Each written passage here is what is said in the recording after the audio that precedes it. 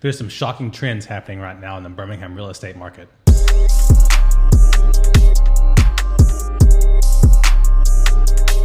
Hey everyone, welcome back to the channel. I'm 𝐂𝐎𝐿 with 𝐒𝐎𝐿 Realty, local real estate agent here in Birmingham, Alabama. Today we're diving into the 5 of the most shocking trends in Birmingham real estate.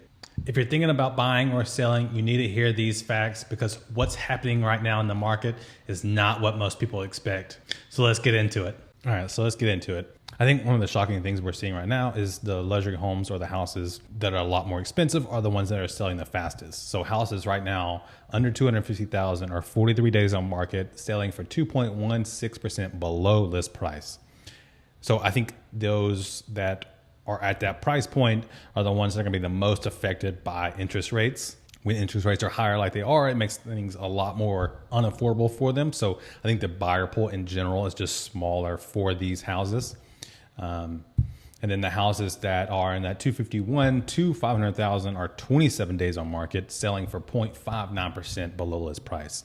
Now, again, this is all of Jefferson County. There's obviously going to be some areas that are going to fall into either one of these ranges that it's not going to look quite like this, but in general, over all of Jefferson County, this is what we're seeing.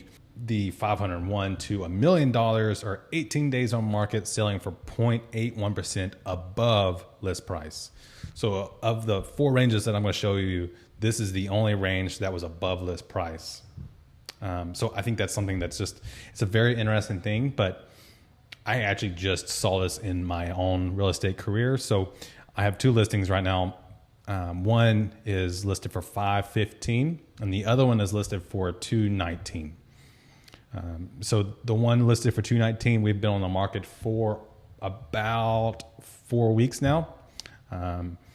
We've had a handful of showings, but we just can't get anybody to bite on it. It's a beautiful house. It's been flipped.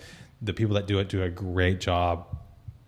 It's very well priced. I'm usually very conservative in how I price their flipped houses. But it's just taking longer.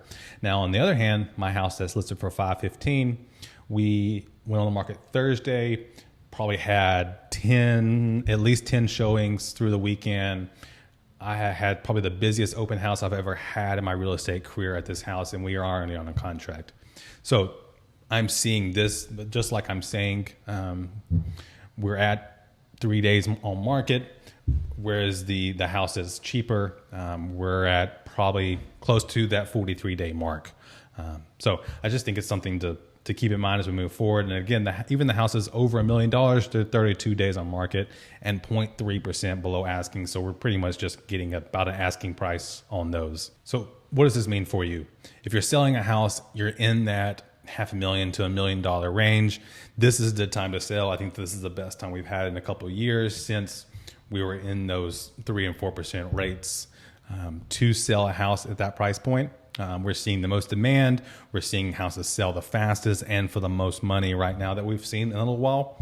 And then on the flip side, if you're buying a house and you're in that 250 or lower, you have a lot more negotiating power. We're seeing people be able to get all of their closing costs covered. We're seeing houses sell for a little bit less just because houses have been on the market for a little bit longer. So sellers are a little bit more inclined to take those offers that might benefit the buyer a little bit more. The next trend that we're seeing is the rise in seller concessions. Like I was saying, all of last year, we had 48% of homes sold had some kind of seller credits, 48%. So almost half the houses sold had seller credits. Now this is taking all the price points and this is all of Jefferson County, but on average, we saw about $5,000 in seller credits, but I definitely saw houses that were in the $10,000 to $12,000 range.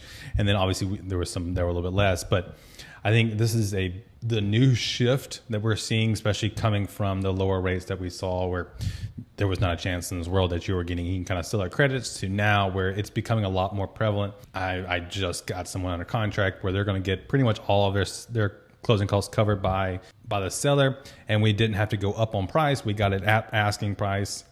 So I think this is something that you're definitely seeing more and more of. And I think it's a great thing for these buyers, especially for these first-time home buyers that may not have as much money saved up. This is a great option. So what does this mean for you, for buyers? Negotiating for a seller credit to reduce upfront costs is a great incentive. I always tell my buyers, I would much rather you get your closing costs covered, then a price reduction. So let's say that you need $10,000 in closing costs. I would much rather you get that $10,000 paid by the seller versus $10,000 on price reduction. $10,000 price reduction probably makes a $50 difference, if that. Whereas actually getting it towards your closing costs, that's $10,000 less that you have to bring to the table. So the next trend that we're seeing are new builds that are gaining the market share. So for 2025 right now, as of right now, 15% of home sales in Jefferson County were new builds, which is definitely up from where we were the last couple of years. And then the average sale price of a new build is $373,000, which I think is just a great thing to see, especially when you consider that for all of Jefferson County, I think the average sale price is about almost $400,000. To buy a new build is almost around the same average as buying a resale house. So I think one of the things to keep in mind, especially for people that are first-time home buyers are looking at new builds, I think they're a great thing to look at, especially right now because new build people are offering warranties, they're offering seller credits, they're offering free upgrades, and then some of them are even offering interest rates reduction if you use their lender. For example, I just had someone get on contract on a new build. They got $8,000 in seller credits. They got 3 free upgrades. Most importantly, though, they got a 4.99% interest rate. 4.99%, whereas right now interest rates are 6.8, 6.9. So almost a whole 2 points difference in what current rates are versus what they could get. I think I looked at it the other day, and someone that's $250,000 approved at 6.8, 6.9, you could also buy a new build house for almost $300,000 at a 4.99%. So it's just expanding what these kind of people could have actually bought by getting a price reduction paid by the builder.